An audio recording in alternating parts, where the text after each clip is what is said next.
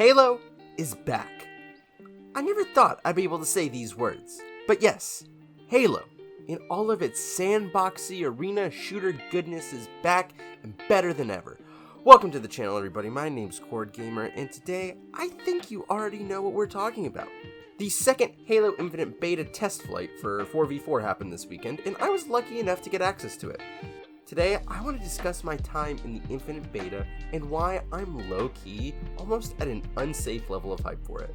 If you're new to the channel and haven't subscribed, please consider doing so as I come out with weekly videos covering a variety of gaming content. But nevertheless, let's get right into it. It's not an unknown fact that 343 Industries has had a hard time making a game that a majority of the Halo fans are fond of. I would argue that Halo 4 and 5 were weak entries because instead of trying to be their own title and innovate the Halo formula, they instead copied aspects that were popular when the game came out. Like Halo 4 with its loadouts, kill streak, drop ordinances, and the quick time to kill felt more like the Call of Duties that were popular in 2012, rather than Halo. And Halo 5, while coming back to the original formula just a little bit more than Halo 4, still felt more reminiscent of the advanced movement shooters of 2015 than the classic arena shooter called Halo. While OG classic Halo fans have blamed the trashiness of the past decade of Halos on Sprint, I believe Sprint represents a bigger issue that 343 has had to fight, making Halo modern. While fans of the older games, such as myself, enjoy the deep combat the original trilogy of games offer, I can't personally deny that they feel just a little old, slow, and sluggish at sometimes. Please forgive me, Halo 3 gods, but it's true. I believe Halo 3 is perfect and doesn't personally need advanced movement, but that doesn't negate the fact that it just feels a little slow every once in a while. I believe 343 Industries has finally broken this curse with Halo Infinite. Sprint is in the game. However, it isn't a super fast sprint, so it doesn't completely break gun balancing with the guns that track, like plasma rifles or whatever. Also, you can shoot your gun at any time while sprinting. There's not a huge sprint to fire delay like in Reach and Halo 4, so it doesn't ruin fighting encounters either. Sprint actually leads into cool movement techniques such as the crouch sliding that enhance the game by adding an additional level of skill in the movement department, which isn't new for Halo. Grenade jumping in Halo CE, brute shot jumping in Halo 2 and 3 allowed for the usage of explosive equipment to reach areas or get into places quicker than before. I feel like the sprint and crouch slide mechanic kind of falls in line with the spirit of the grenade jump in 2021.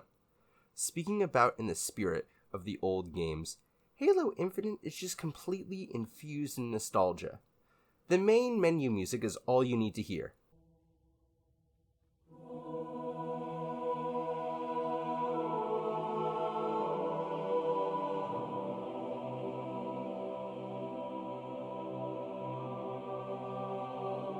So beautiful, nostalgic, but yet original at the same time.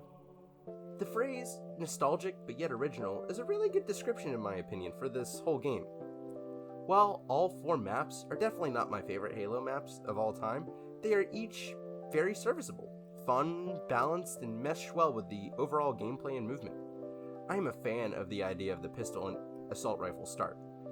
These 2 weapons provide a good close quarters option in the assault rifle and a decent medium to longish range with the pistol while not being overpowered, and thus encouraging players to go get other weapons, unlike Halo 3 BR. The bloom on the pistol should be toned down just a wee bit. It's really hard to hit shots at its medium to long range, especially that last headshot. And I like the idea of the buffed up assault rifle. I think its damage is pretty good and fun, but its range needs to be toned down a little bit. The assault rifle shouldn't be a more viable option at a medium to long range than the pistol. The time to kill with the battle rifle and the plasma rifle fit really well with the overall sandbox. The plasma rifle is a really cool, energy version of the battle rifle, and it's fun to play with. I don't know if it's just me, but when I was using the battle rifle, I felt like a lot of times I wasn't hitting my shots. I don't know if it was like a lag thing, a netcode bug, or shots just not connecting, or my addiction to the projectile battle rifle in Halo 3 that just threw off my aim, but it seemed to be kind of hard to use sometimes. The shotgun or bulldog should get buffed a little bit. I personally think it should be a 2-shot close quarter kills instead of the baseline 3. And the sniper, kind of a little quirky and weird. Half the time it worked perfectly for me, and half the time I didn't hit the quick scopes or the no scopes I feel like I should have. Mint Blitz tweeted with video proof of the inaccuracy of the unscoped sniper, so something's obviously bugged there and hopefully it'll get fixed. The equipment in this game is hella fun. I cannot believe that Halo 4 or 5 didn't have equipment. The last time we saw equipment was in Halo 3. Having a grapple hook is just as fun as it sounds.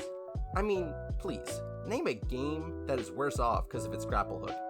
The repulsor, a different type of equipment, is also pretty neato burrito, as it can be used to reflect grenades and plasma shots, but also to be used to get higher jumps or just shoving people off the edge, which I guess can be kind of a little bit broken. But speaking about broken, our long lost friend, the BXB, or the melee reload melee combo, is back from the grave of Halo 2, and more broken than ever. Unlike Halo 2, which required precise timing to pull it off, in the beta test at least, you could smash your reload and melee button over and over again and get unlimited free melees. Now, I'm not gonna lie, be straight up 100 with you, I definitely may have abused this feature just a wee little bit, as it's too fun not to.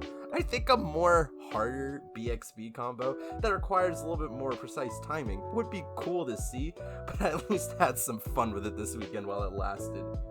Overall, I am massively hyped about how Halo Infinite is looking. While I know a large part of the community is disappointed with the fact that co-op campaign and Forge is not going to be released on launch day, it's going to take up to 3 to 6 months for each of those aspects to come to the game.